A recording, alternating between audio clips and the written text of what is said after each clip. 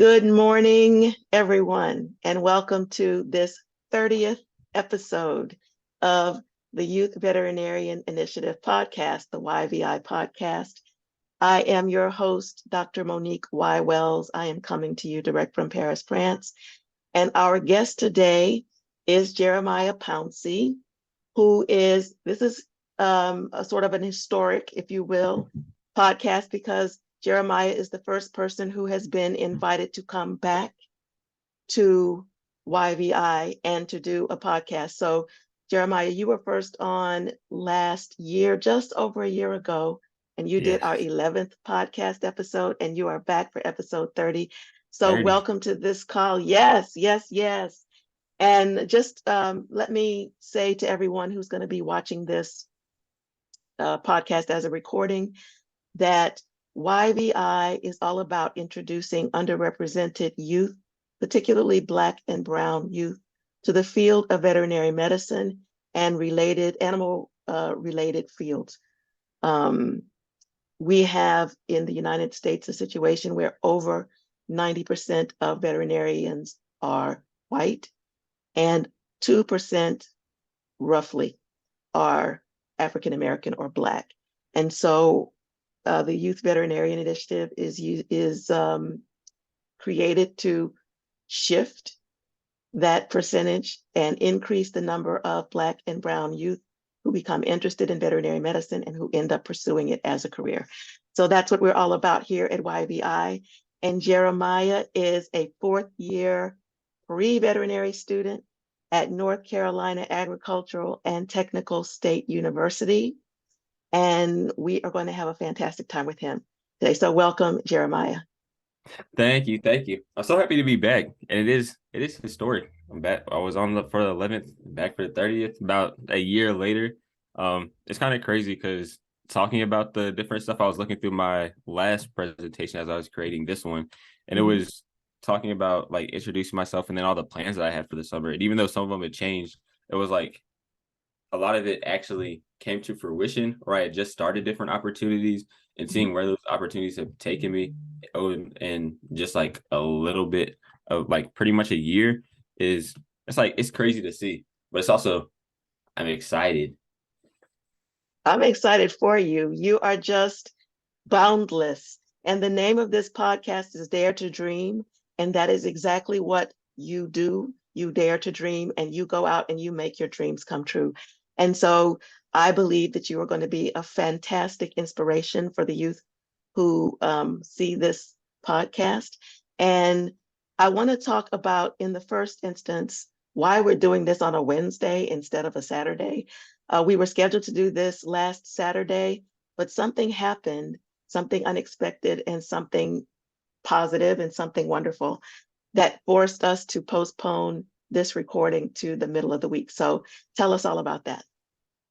So at A&T, we have a club called Collegiate Farm Bureau.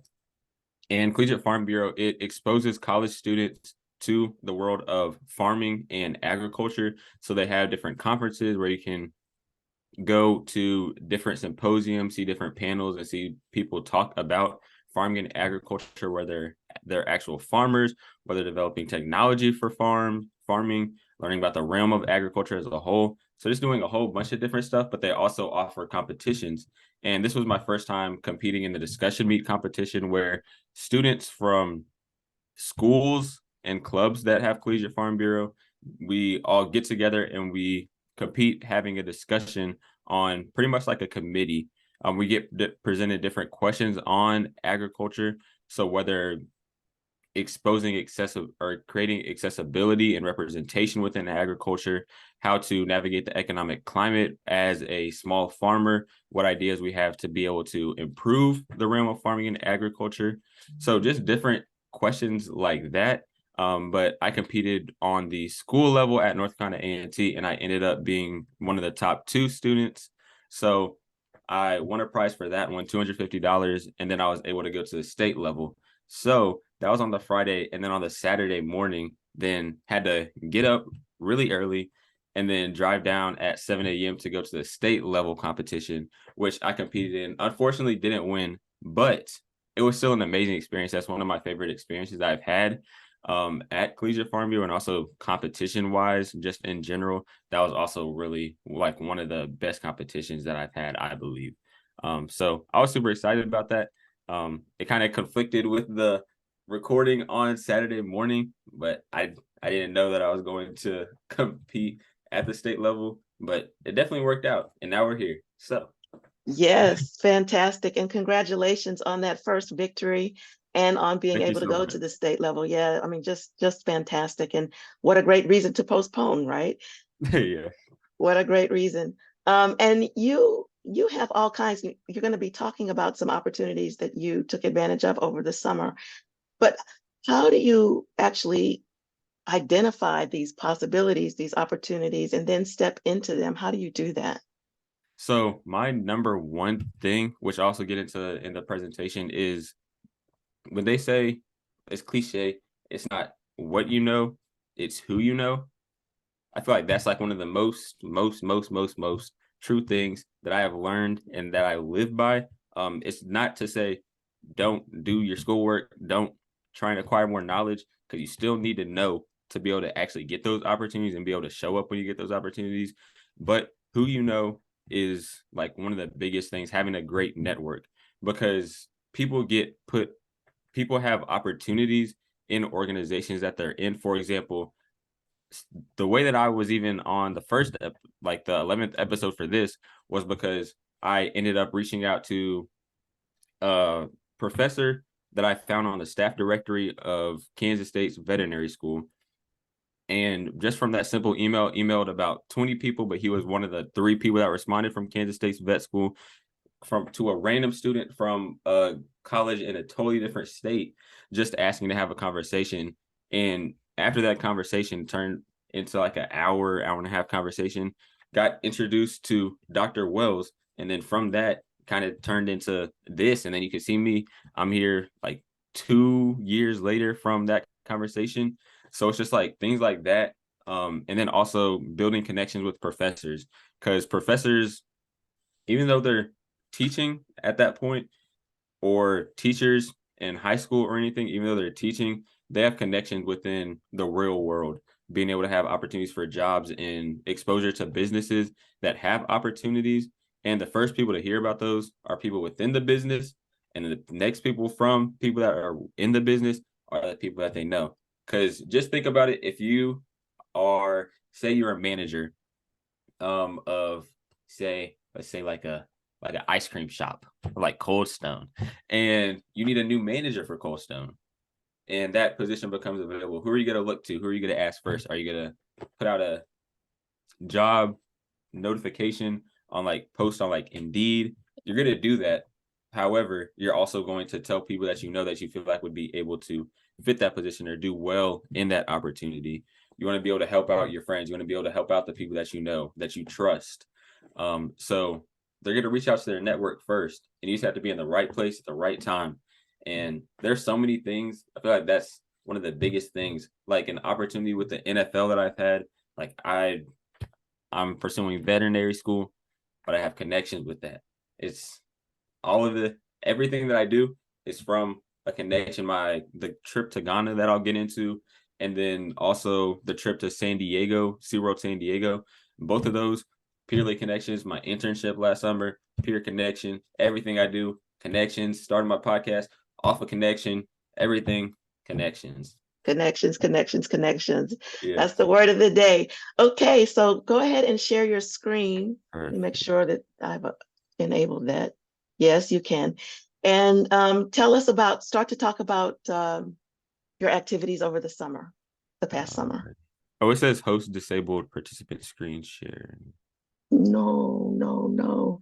Mine says one participant at a time can share. Let's see, multiple participants can share simultaneously. Try that one. Can you Oh see it yeah, then? this one is. Okay.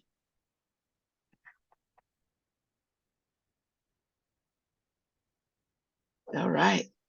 All righty. So, as Dr. Rosa said, my name is Jeremiah Pouncy, and this is my presentation, Dare to Dream. So, first off, just want to reintroduce myself. My name is Jeremiah Pouncy. I attend the illustrious North Carolina Agricultural and Technical State University, the #1 and largest public HBCU, have about 12,000 to 13,000 students here on campus. And I also have a podcast and social media brand platform that I'm trying to build up at Through Jeremiah's Eyes on all social media, whether it's TikTok, Instagram, YouTube. And I also have a podcast on Apple and Spotify podcast, also called Through Jeremiah's Eyes. Just following that up, I am majoring in animal science, and I have 2 minors, one in chemistry and one in entrepreneurship as well. And entrepreneurship, it'll all tie in. That's where the business thing comes in. And entrepreneurship is pretty much starting something from an idea to planning it out to actually making it a new business. So starting businesses in the most simple way. And I've always wanted to be a veterinarian, going to vet school. So over the past year, I was working on my veterinary school applications. I applied to 7 vet schools. I applied to the Royal Veterinary College, which is ranked the #1 vet school in the world, and that's going to be based in the UK. If I can go anywhere, it'll be there. My #2 veterinary school is University of California, Davis, which is the #1 vet school in the United States. Again, have connections at both of those. So that's how I was able to get exposure and grow a liking to those programs. I'm also going to be applying to University of Florida, Cornell, Purdue, North Carolina State, and then also Virginia, Maryland. And one of the big things about veterinary school and when you're applying to veterinary school is that if you have a school that is in state, so if you reside in that state, for example, I'm from Virginia, that's where my home is, that's where my family is, and I have a veterinary school in Virginia, from Virginia Tech's vet school. So I'll be applying to Virginia because they have more spots for people that are in state. So more people that are living in that state. I also have a interview for the Royal Veterinary College. So I'll be going up to Philadelphia to interview for that. Actually this weekend. So in like 2 days, I'm gonna be driving 7.5 hours with my friend up to Philadelphia to interview for the Royal Veterinary College, which is crazy because last time I was on, I was talking about all the different schools that I was looking at and everything. So seeing it actually come to fruition and start the process of actually getting interviews and then acceptances and all that type of stuff, all that's really cool. And these puppies are really cool too. And the chickens were amazing too. There's a lot of chickens. This is amazing. Congratulations on that interview possibility. Tell us about Thank you. these chickens and these puppies. Where are they? Where are you in So these pictures? I got a lot of my veterinary shadowing experience from an animal hospital called Paradox Animal Hospital, back where I'm from in Fredericksburg, Virginia. And these were just some puppies that we were having to do shots on. And I take pictures with all the dogs, like all the little puppies and everything. Like they're so cute.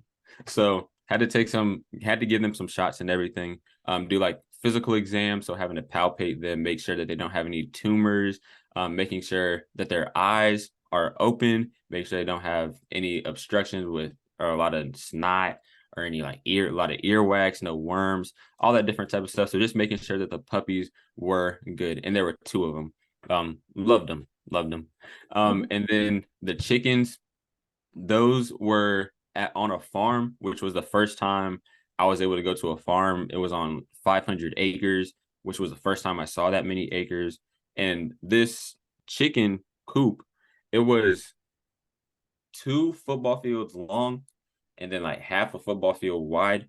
And you see how packed those chickens are? There were chickens all throughout the entire thing. So that was my first time being able to go to a farm and see a chicken operation.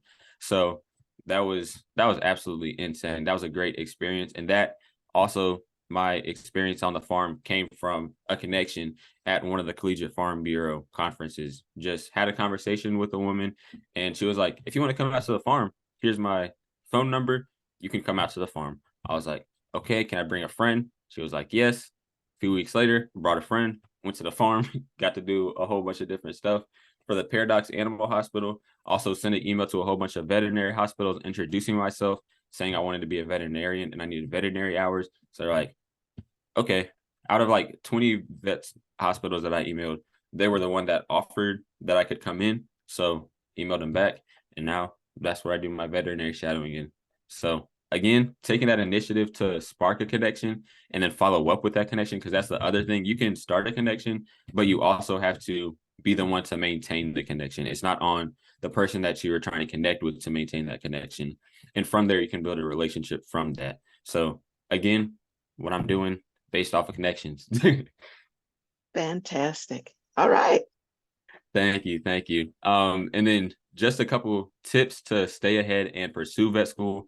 Number one is to get and stay involved with clubs and extracurriculars, no matter if it's within the realm of veterinary medicine. So if you have a pre-vet program or a program that gets you involved in farming and agriculture or in veterinary hospitals, anything of that sort is really good, and you need to do those things. And you also need to do things like sports. You need to be able to have things like participating in competitions, maybe being part of chess club, maybe creative writing or reading.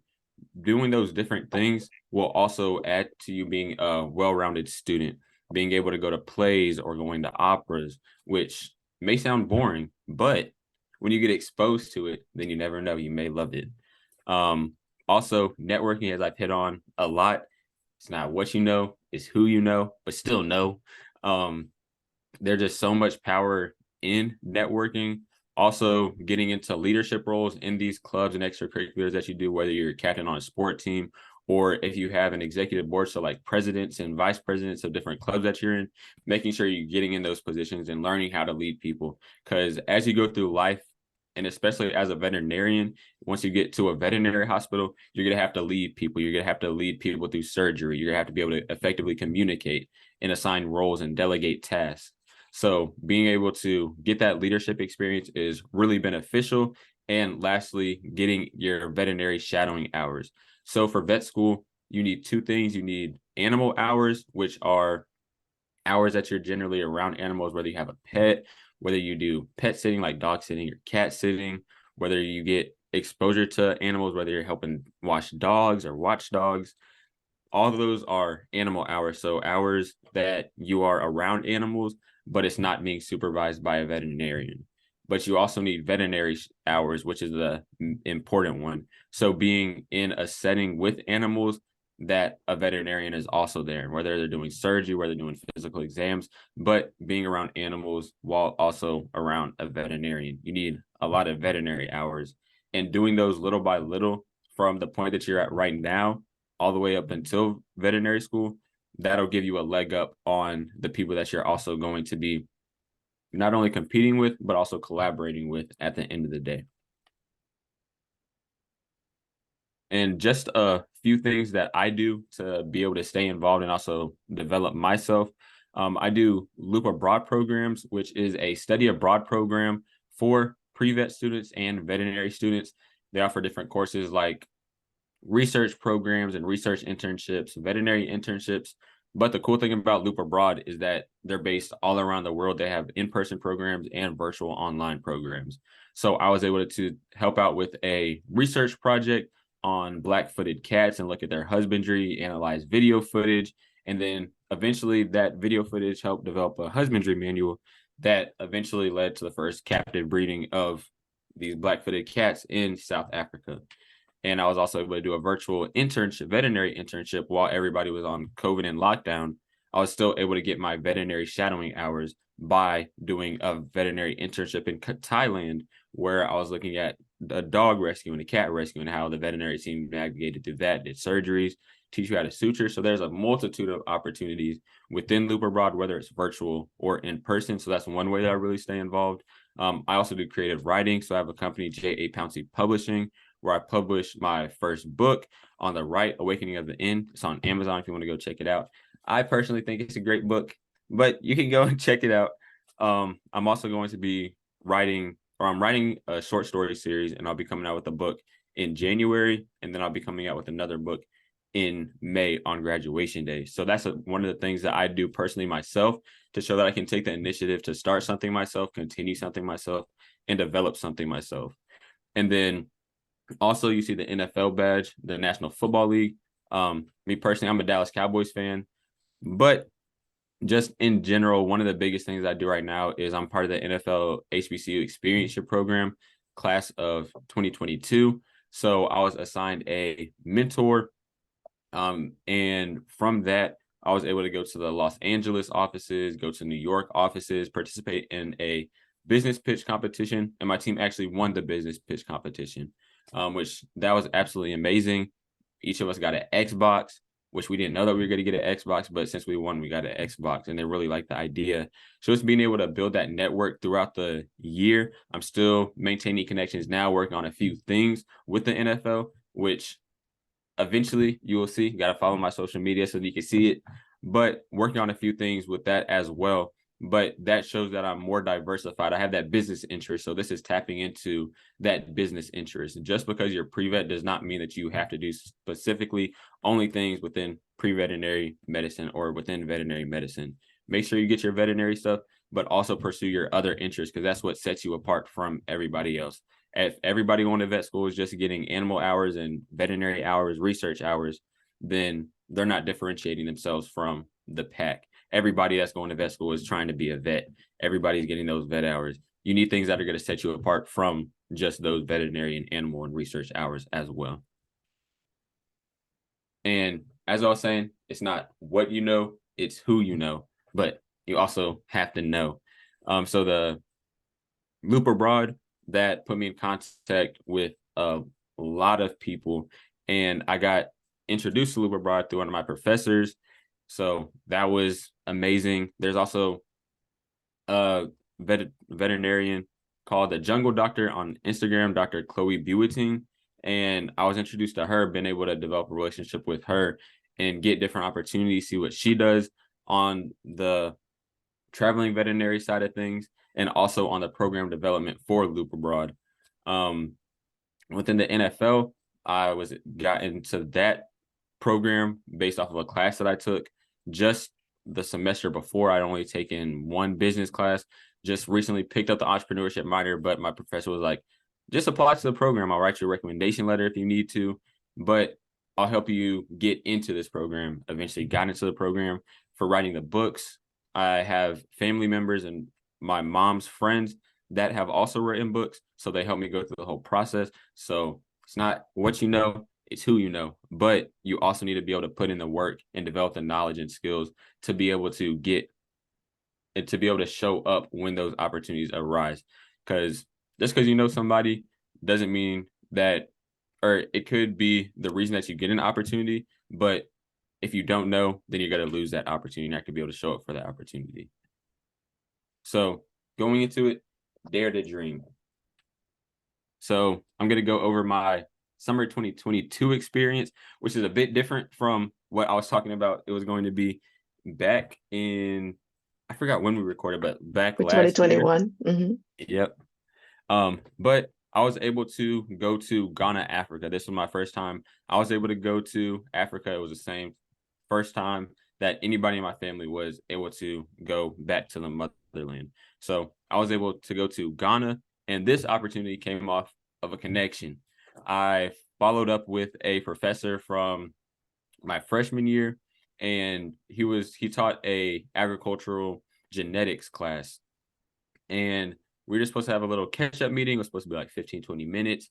That 15, 20 meeting turned into a 2.5-hour conversation about school, shoes, family, money, business stuff, traveling.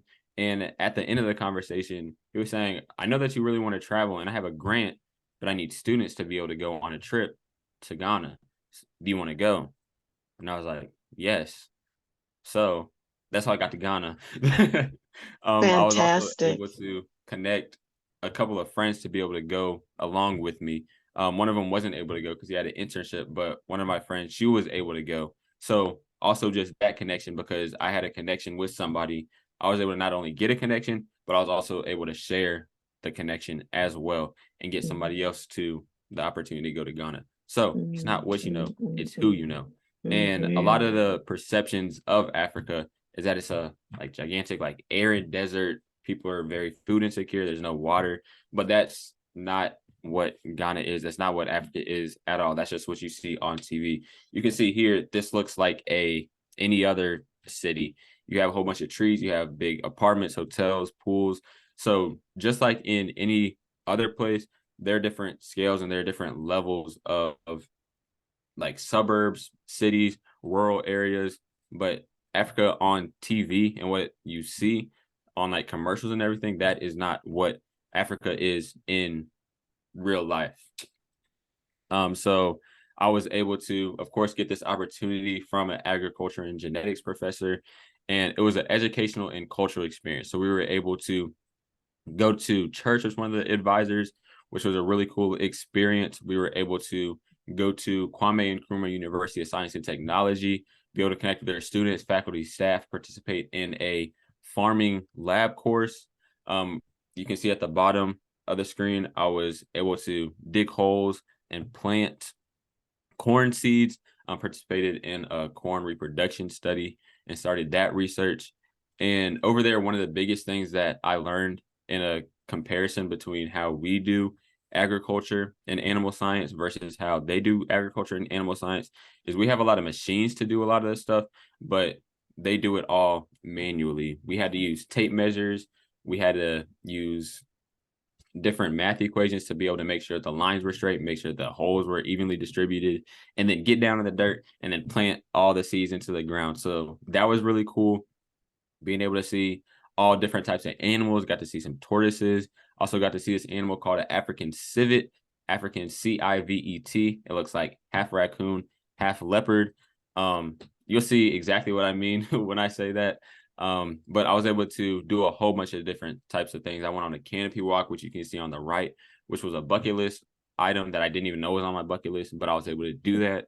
In the bottom left, you can see a cacao plant. So that's how they make chocolate, or a cacao bean. So that's how they make chocolate. You can pop out the little seeds and you can suck on them as they're really sweet, like candy, pretty much. Like you can imagine like sucking on like a Jolly Rancher or Skittles or Starburst, anything like that. Just really sweet. But that's how they make chocolate.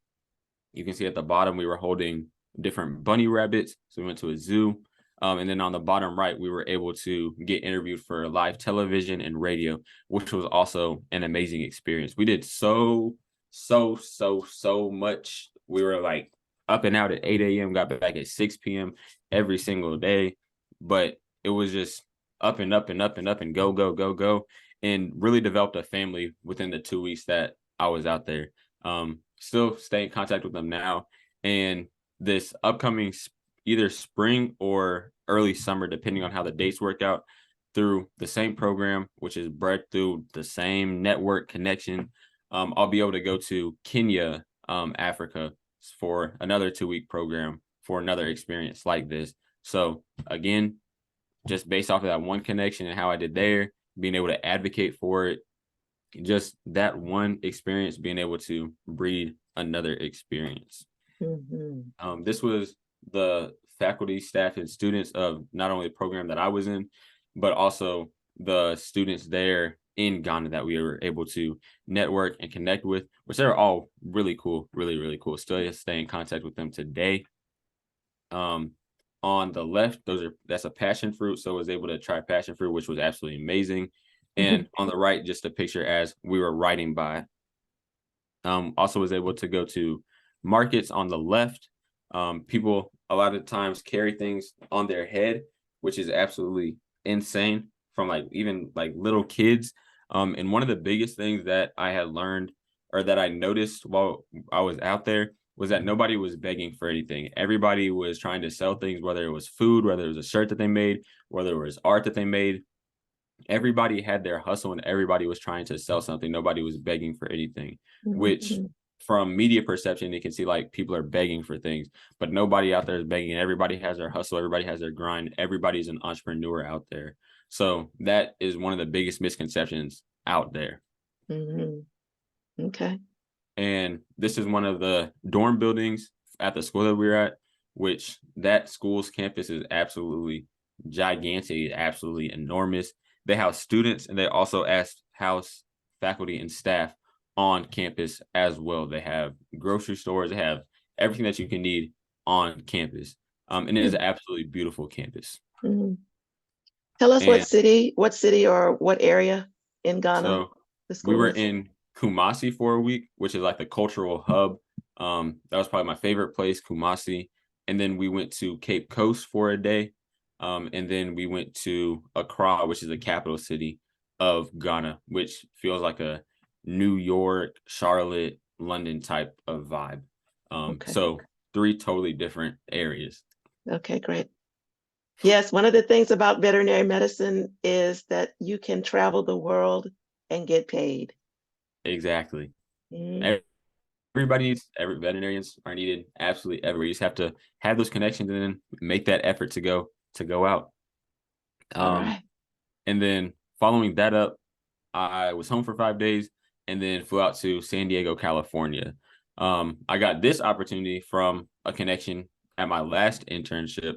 On the last day of my internship, or on one of the, like, I think it's like 4 or 5 days before my last day of my internship, when I was flying back from the San Juan Islands, I met a veterinarian who put me in contact with somebody that could actually go to the Seattle Aquarium, which that whole story I got into on the last podcast. So definitely go and Yes. check that out.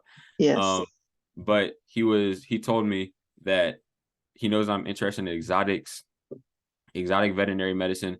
So just wait and he'll put me in contact with exotic animal veterinary shadowing opportunity for this summer. So I was like, okay, I'm gonna just leave it up to him and just let him work his network, work his connections. So he got me out to San Diego, California, for an opportunity with SeaWorld San Diego, which was absolutely amazing.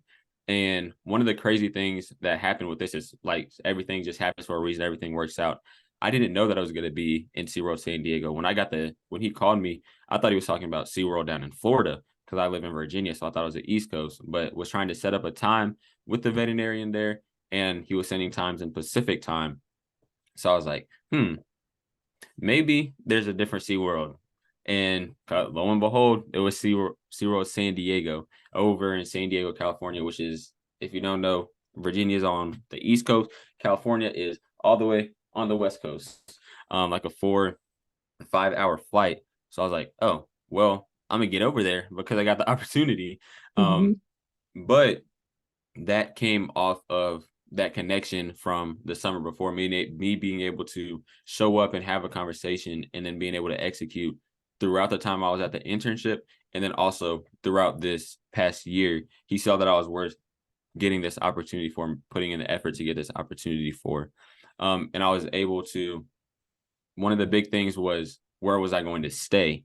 And it just so happened that my brother and his family, who he's in the Navy, so they've traveled all over everywhere. They were in Hawaii, they were in Italy for a few years, but just recently, like within the past year, he got stationed in San Diego. So we just happened to be in San Diego when I got an internship just from a connection in San Diego. So I was able to spend time with him, see him for the first time in like 10 years, meet my niece and nephew. So that also was an amazing thing, just being able to spend family time while I was out there in San Diego. And as I was saying, I was in SeaWorld San Diego, did a lot of veterinary shadowing, got to see procedures on and daily care on orcas, which you can see an orca on TV. You can see a video of it. But when you see an orca in real life, the thing is absolutely gigantic. Same thing with this walrus. That is a 4,000 pound walrus, 4 tons, which is absolutely insane. Oh my Um, God. but being able to see procedures on those, watching them take an X-ray on an orca, watching them do CT scans, which is imaging um, modality on a dolphin and a sea turtle, being able to see penguins and flamingos and whole bunch of different wide variety of animals that are at SeaWorld San Diego, was absolutely insane and absolutely amazing. That it just made me fall in love with veterinary medicine, especially exotic animal veterinary medicine, even more. I was also able to do some research and look into penguin alopecia. And alopecia is like losing hair, so your hair follicles falling out. So looking at penguin alopecia, I didn't know penguins could have alopecia, but they could. So looked into that. And then also gave a presentation on prosthetics on orthoses within the realm of veterinary medicine. So like fake limbs and the developing technology of them. And then also was able to go on a few rescue type missions. So on the rescue side, that's one of the biggest things that SeaWorld does, but they'll get a call. There's say like one of the cases that we had to respond to was that there was a beached dolphin. So then the veterinary team, some of us and we went out on a truck and we had to go and save this baby dolphin. There also get calls about sea lions, so I have to go out and save the sea lion or different things like that. So I was able to participate in the rescue side of everything as well, which was also really cool. On the right, that was when I was flying to San Diego, which that was just like being able to fly over cities with a whole bunch of lights was absolutely insane. That's like stuff you see on TV. And then on the left, you can see some of the dolphins that were there at SeaWorld. I was also able to travel around, which this is an absolutely beautiful sunset, which was amazing. Had a friend out there from my past internship. She just so happened to live out in San Diego where I had an internship. So I was able to go with her and she was able to show me around the area and see the sunset. And then on the right side, there was a walrus again, the gigantic walrus. And just a few keys that I live by and things that I live by is number one, to always live by my dreams, because absolutely anything and everything is possible. Seeing I come from the suburbs in Fredericksburg, Virginia, but I was able to have an internship over on the West Coast in the San Juan Islands, which is in Washington, off the coast of Washington State, which is the picture on the left. Being able to have an internship over there, being able to work with the NFL, develop programs for the NFL, be able to go to Phoenix, Arizona for a research conference on the right because of the things that I've done. Absolutely anything and everything is possible. Nobody was going to say I was going to write a book, have a podcast, have the connections that I do, be able to be here twice. Like absolutely anything and everything is possible. You just have to put in the time, effort, and energy, and then you can get it. Number two, networking is a secret key to life-changing opportunities and relationships. So talk to people. You have to go out of your way to talk to people because you never know what's on the other side of the door. For example, just emailing 20 people, you're going to get some people that are going to reply. You're going to have some people that won't reply, whether it's because they didn't get to it, or they weren't able to see it, whether it's in their junk mail, whether they're like, who was just a random person, so they didn't want to respond. But those no's and those rejections, you can't take them personal. You just have to move with the ones that you get yes from. And that's what has gotten me this opportunity to be able to present here, be able to go with the NFL, go to different conferences where I've been to Phoenix, Alabama, New York, places that I haven't been, but I got opportunities to for free because I was able to talk to people and show up when I got those opportunities. So it's just like a compounding effect. Three, everyone has feelings just like me. So you got to work to understand others, that no matter what the situation is, even if you feel overwhelmed, flustered, stressed, anxious, nervous, anything, everybody has feelings just like you are. So you should work to understand those feelings. Don't be insensitive towards other people, and always understand, be able to sympathize and empathize with each other's as well. That doesn't mean to let anybody walk over you or manipulate you or anything, but everybody has feelings and you should always keep those in mind, especially when you're communicating with somebody. Because just because you think that you're doing a good job at communicating and letting people know something, that does not mean that they're picking up what you're putting down. You got to make sure that you understand them and you communicate in an effective way. Number four, and these are also in no particular order, it is okay to say no. You don't have to say yes to everything. You may feel like if you say no, then you're letting them down. That if you say no, they're not going to like you anymore. Or if you say no, that it's going to reflect bad on you. But that's not the case at all. If you don't feel comfortable doing something, if you don't want to do something, or you feel like you don't have the time to do something, you are in no way obligated to say no to anybody. Say yes to the things that you want to do. Say no to the things that you don't want to do. It's not anything that should be taken personal, but it is what you do, and you should always be living for yourself. That doesn't mean to say no to absolutely everything, or that you don't have to do things that you don't want to do sometimes, but it is absolutely okay to say no. And sometimes it's become stigmatized and it's looked down on to say no to different things, but it is absolutely okay to say no in any situation, any way, shape, or form. And then also the most precious commodity is time. So just simply saying that time is the most valuable asset. It can be, you can get money any other time. You can go get another backpack. You can go get another pair of shoes. But time is one thing that you can't get back. You can work to get money back. You can use time to get money. But being able to look at time as an investment. So what could you be doing instead of sitting on the game for 3 hours? Could you be working on trying to figure out how to write a book for the next 3 hours? Could you be working on doing research for the next 3 hours? Being able to do different things instead of, say, just sitting around for 5 hours, binge watching a TV show or watching a few movies. You could be doing something more productive with your time, or organizing your life, or organizing different things, being able to get a job to be able to make money. But just always remembering that you should always be wondering and thinking about what you could do to make the most of your time. And not always being on work mode, because you also need a break in life, but also understanding that you need to use your time wisely. And just a quote that I came up with a few years ago that I always live by: if you always dream and believe, you will always grow and achieve. So no matter what you want to do, as long as you dream it and believe it, I feel like you will always grow and achieve as long as you're pursuing that. You just got to put in the time, effort, and energy. And just as long as you believe it, then it'll be able to come to fruition. There's a lot of talk about manifestation and making sure that you write stuff down. I feel like when you're writing those things down, that you kind of develop that mindset that it's going to happen. You speak it into existence. And that's not just saying you're going to write something down every day for the next like 2 months and then it's just magically going to happen. No, you need to write that down, and then you need to make moves to actually make that happen. You need to have goals and plans. You can't just write something down and it just happen. You have to actually write it down and then put in the work behind it.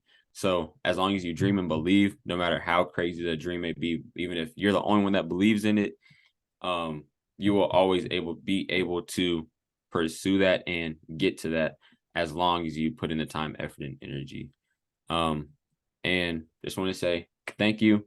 On all social media, Instagram, YouTube, TikTok, at Through Jeremiah's Eyes. Please follow, share, like, comment, subscribe, turn on post notifications, all of that. But yes, that is my presentation on daring to dream. That is so fantastic. Thank you so much for for everything. So for your passion, for your deliberate action, for your enthusiasm in sharing what you know and what you've experienced with others. It is all so important.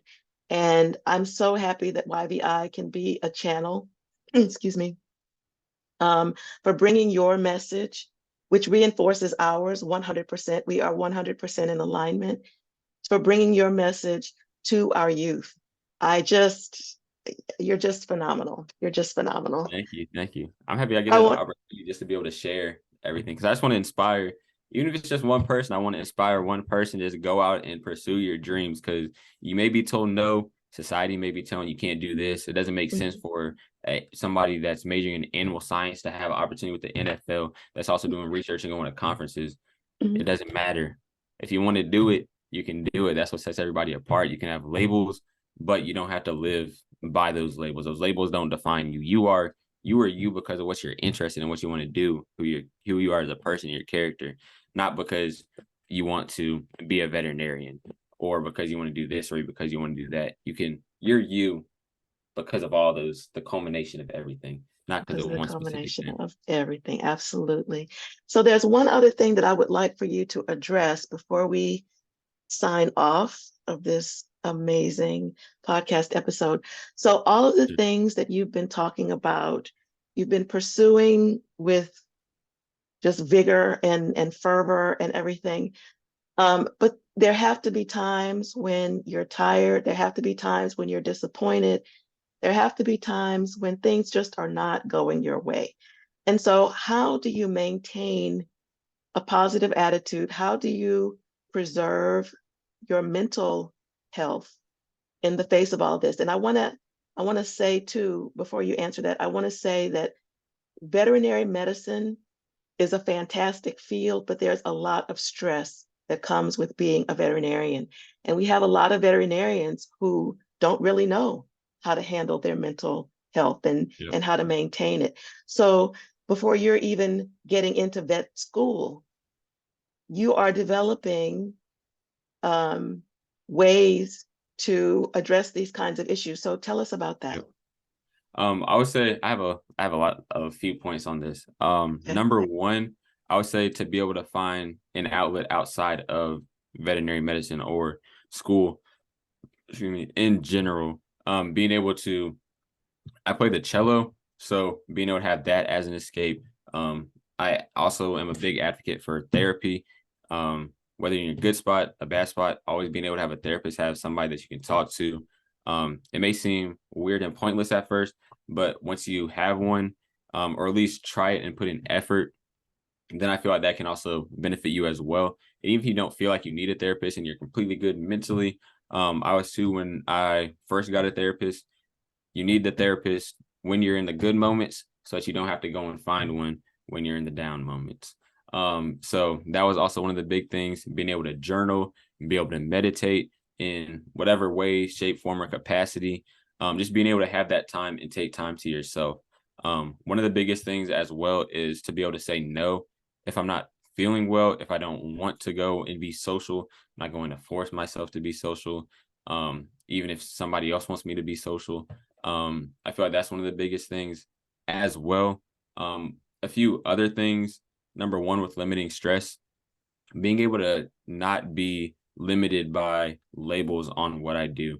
I'm interested in veterinary medicine, but I'm also interested in business. So being able to have opportunities with the NFL or pursue like my building up a podcast or social media, being able to write books and sell books, being able to do things like that, that brings me happiness, enjoying that stress relieving.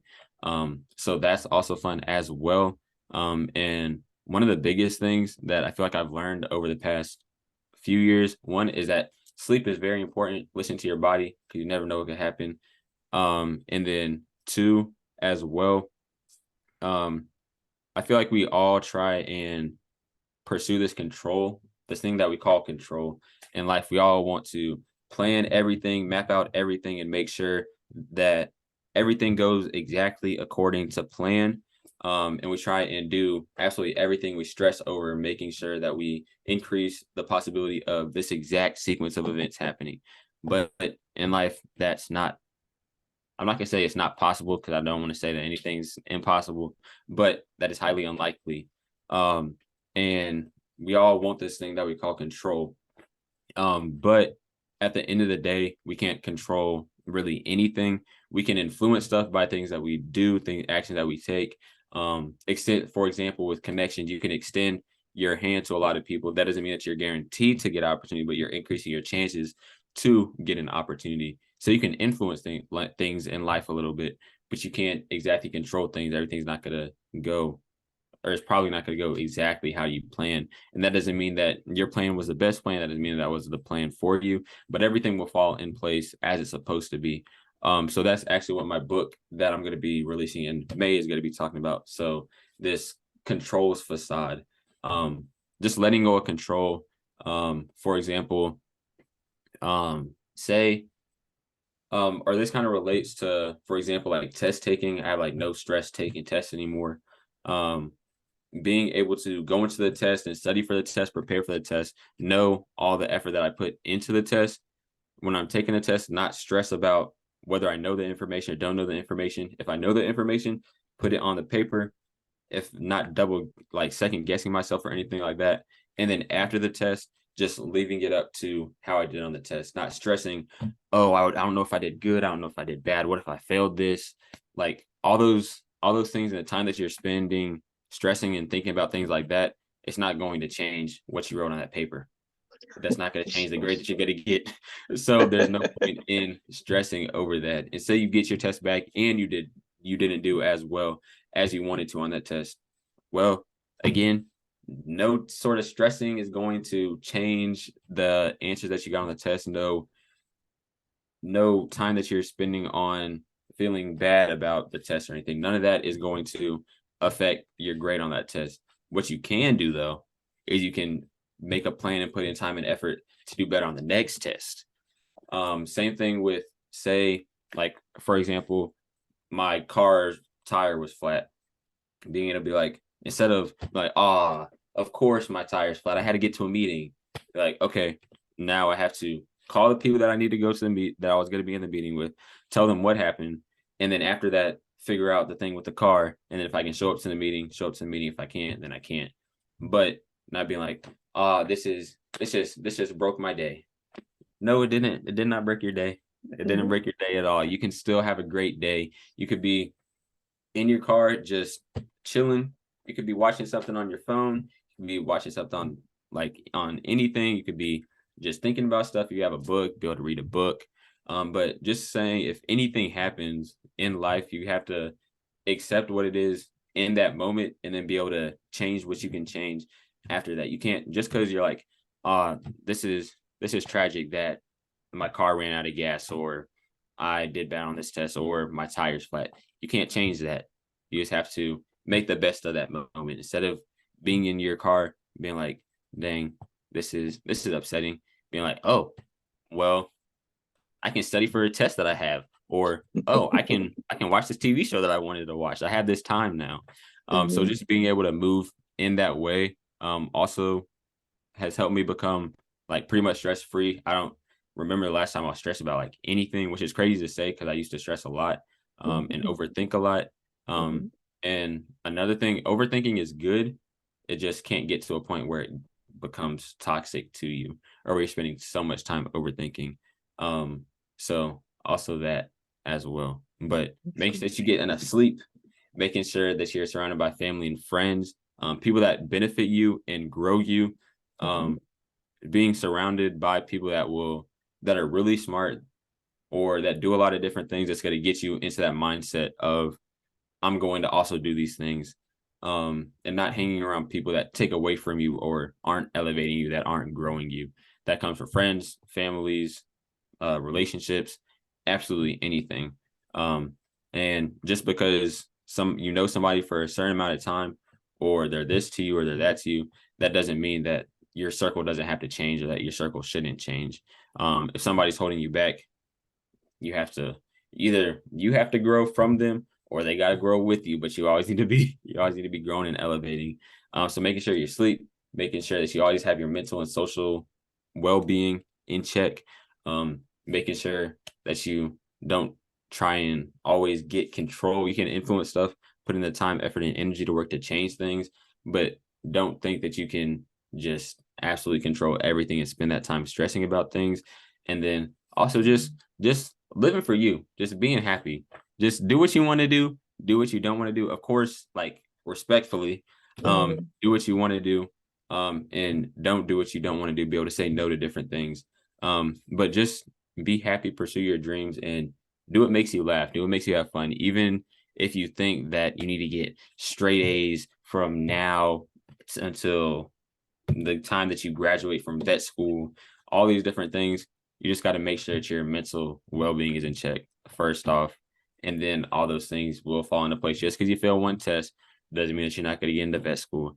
If I got on dual enrollment calculus, I got on my first test, got a 27. I was absolutely heartbroken. Came out of that class with a B. So okay, all right. It doesn't matter how you start. It doesn't matter what happens during the year. It doesn't matter if you fail a test. And I failed that test. Sure did. So it doesn't matter what you do, as long as you know this is what happened. Now I can change what I'm doing and put in more effort to make a different outcome happen, because I didn't want to keep that really low grade. I wanted to change it. And as long as you put in that time, effort, and energy, and you make a point out of it, you're going to do that. So right. Yeah, I'll say those are probably my tips for that. These are words of wisdom. These are gems. Please accept them. Please embrace them. Please implement them. Please. As young as you may be, start doing it now, because you're building habits as you grow older.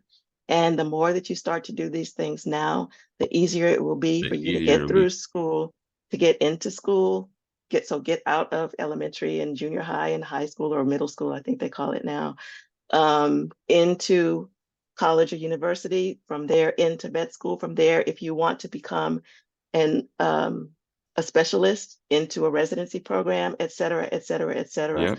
Start building these habits now. I cannot thank you enough Jeremiah, for being with us today through Jeremiah's Eyes on Instagram, TikTok. YouTube, TikTok, Okay. and Apple and Spotify podcasts. Have a whole bunch of different conversations about life, whether it's pursuing your dreams, how we grew up and how we were raised affects who we are today. Just a wide variety of topics, as well as some sciencey research type stuff, some business stuff. So just a Right. lot of different things as well. It's a cornucopia. Thank you again, Jeremiah. We're going to sign off Thank you. now. And we will say until next time on YVI. Yes, thank you.